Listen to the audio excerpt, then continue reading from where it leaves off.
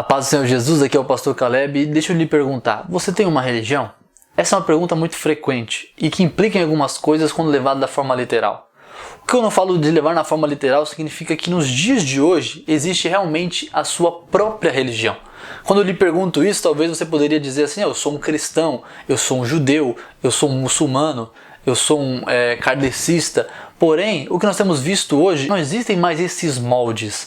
Nós vivemos numa sociedade onde os moldes foram quebrados e abriram-se como se fosse uma caixa, onde você coloca aquilo que você mais gosta e mistura com um tipo de religião que seja mais predominante naquele pensamento. Ou seja, é como se fosse uma religião fast food, comparada a um Subway, onde você vai lá, pega o seu pão e coloca aquilo que você gosta e tira aquilo que você não gosta. Estamos vivendo numa época de liberalidade tamanha que essa liberdade muitas vezes tem trazido aprisionamento. Teologia liberal ou um cristão liberal é aquele que abandonou explicitamente as escrituras e agora vive através da sua própria interpretação conforme o contexto. É uma contextualização da escritura. Não uma contextualização no sentido missiológico, de você trazer a mensagem e contextualizar o ambiente, mas trazer o ambiente e contextualizar a escritura. Esse processo se chama hermenêutica contextual. Esse é um problema que tem surgido aí nos meios cristãos. Mas outro problema que também existe é aqueles que ainda se dizem, de certa forma, ortodoxos na sua maneira de pensar, mas ainda permanecem incluindo coisas na escritura de uma forma que ela se molde ao seu próprio eu. No vez de se tornar uma religião cristocêntrica, tornou-se uma religião antropocêntrica. Ao invés de ser uma religião objetiva, agora se tornou uma religião subjetiva. Eu coloco aquilo que mais me interessa. E por mais que alguns tenham descartado a Bíblia, será que eles conseguiram se libertar definitivamente do que a Bíblia fala a respeito daqueles que fazem isso? Eu quero compartilhar com você hoje as implicações daqueles que abandonaram a doutrina para fazer a sua própria crença.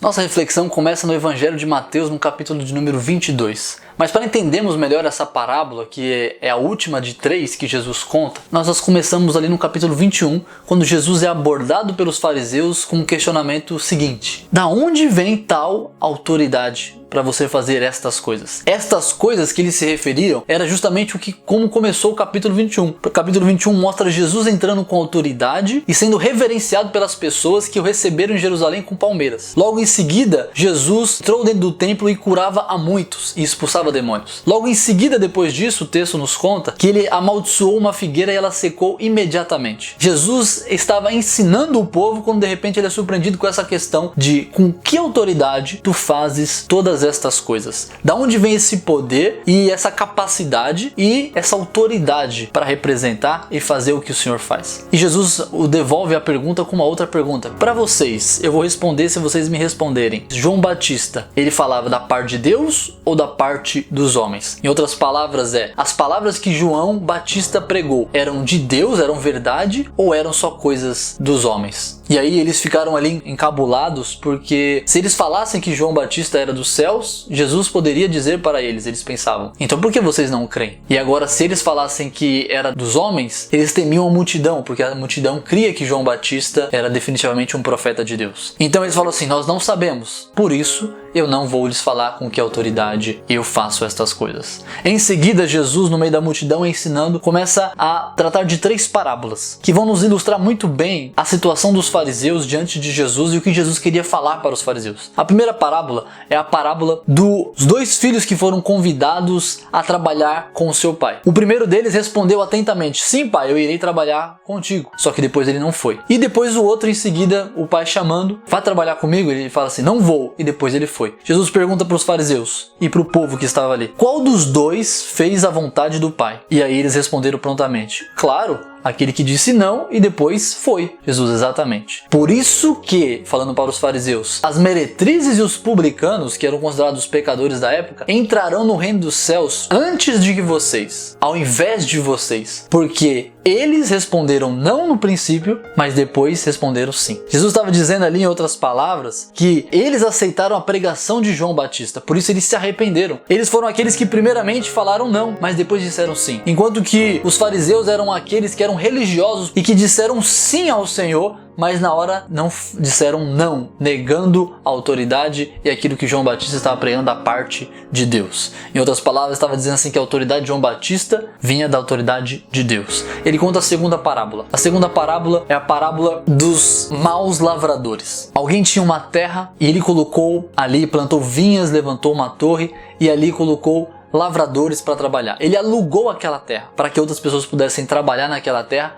e com o fruto daquela terra pagassem o seu aluguel com o fruto colhido naquela terra. O que aconteceu? Quando passou-se um tempo, ele pediu que os seus servos fossem recolher o aluguel através do fruto daquela terra e eles foram recebidos com um não e foram espancados e maltratados. O senhor da terra mandou novamente e eles foram matados, alguns ali representando os profetas e tudo mais, e outros voltaram espancados. Mandou então o seu filho para que eles pudessem entender a autoridade do filho, que era o herdeiro de todas as coisas. E então ali o herdeiro representando a Cristo e a autoridade que ele tinha enviado do Pai. Ele vai até lá e eles o matam para pegar a sua possessão. E outras palavras que Jesus está dizendo é: vocês se acham o dono do reino, vocês se acham os grandes, vocês não só são aqueles que estão sendo trocados pelos publicanos e as meretrizes, vocês por outro lado acham que o reino é de vocês, vocês acham que tudo que vocês fazem é bom e por isso vocês querem tirar a autoridade do filho matando a ele. Era justamente o que os fariseus fizeram. Eles não aceitavam a autoridade de Jesus porque eles achavam que o que eles pregavam, o que eles faziam era mais importante e mais elevado que o que Jesus ensinava. Por isso eles tramaram matá-lo, porque ele pregava diferente daquilo que eles acreditavam. Eles tinham uma pseudo-religião própria que era tão suas que eles rejeitavam qualquer outra coisa que fosse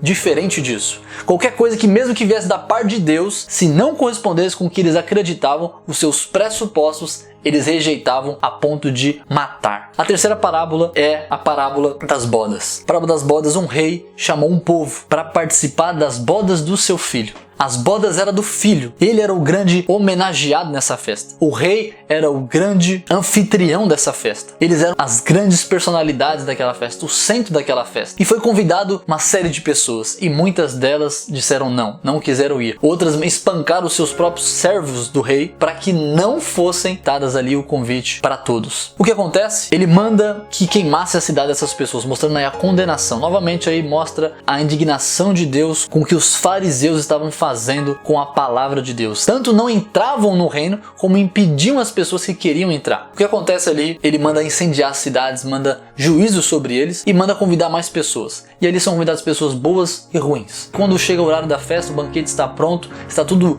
feito para que aquela festa aconteça. Chega então o rei para recepcionar os seus convidados e encontra um homem ali que não estava com as vestes nupciais. Eu sei que existem muitas interpretações, que inclusive dos pais da igreja, como por exemplo Agostinho de Hipona, que vai dizer que as vestes nupciais que ele usava ali era porque ele não estava trajado com a roupagem de Cristo e por isso ele foi extirpado. Mas na verdade o que nós observamos pelo contexto é que aquele homem ele foi daqueles que ouviram a voz do convite, foram para seus trabalhos, para os seus afazeres e na última hora foram com a roupa do seu próprio trabalho. Os melhores comentaristas bíblicos falam a respeito disso. A falta de veste nupcial ali é justamente alguém que não deu valor e a importância suficiente para o convite que lhe foi dado. Mostra aí a característica dos fariseus de achar que eles poderiam chegar diante de Deus da forma como eles achassem por bem. Nós temos visto pessoas se apresentar diante de Deus da forma como elas acham que é o certo.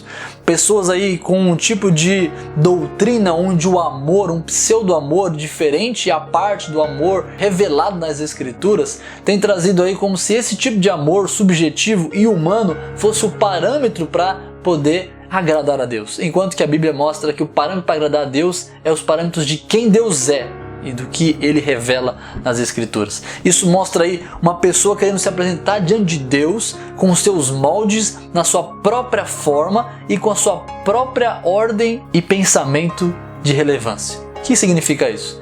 Que para ele estava suficientemente bem estar se apresentando diante do rei daquela forma.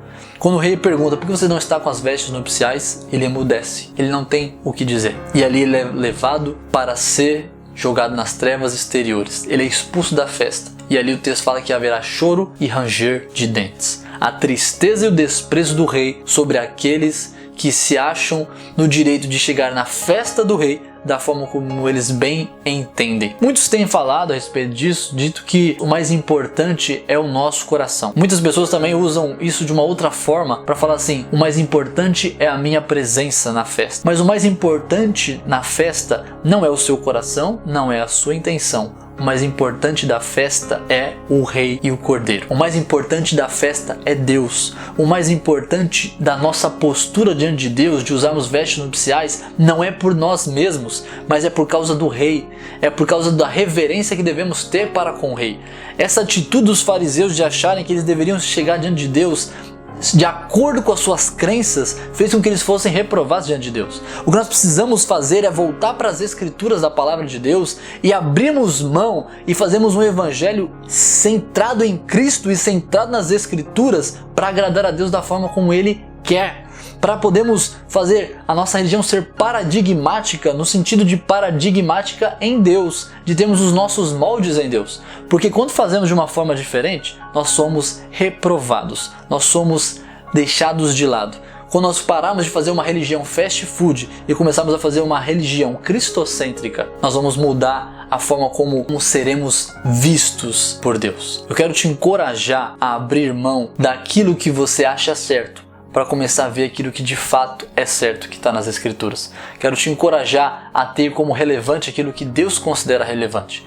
Quero te levar a entender que a religião cristã ela é baseada em Cristo e não em mim e nem em você. Nós não estamos na categoria de podermos dizer o que é certo e o que é errado. Nós não estamos na categoria de podermos achar na autoridade de fazermos o reino para nós mesmos e queremos desacatar a todos aqueles que vão contra os nossos pensamentos. Nós não estamos na posição de nos acharmos autoridade sobre alguma coisa, porque a autoridade ela vem de Deus e ela se representa no seu Filho, que é Jesus Cristo. E o seu Filho Jesus Cristo representou através da pregação dos apóstolos que está nas Santas Escrituras. Nós precisamos voltar para o evangelho de renúncia, para o evangelho de abrir mão de mim, abrir mão do que eu penso, do que eu acho, do que eu acredito, para crer naquilo que Cristo é e por aquilo que Cristo fez e que aquilo que o Cristo nos manda fazer. Quero te convidar a ser um cristão que honra o nome de Cristo por ser e querer ser igual a Cristo. Que Deus abençoe a sua vida no nome de Jesus.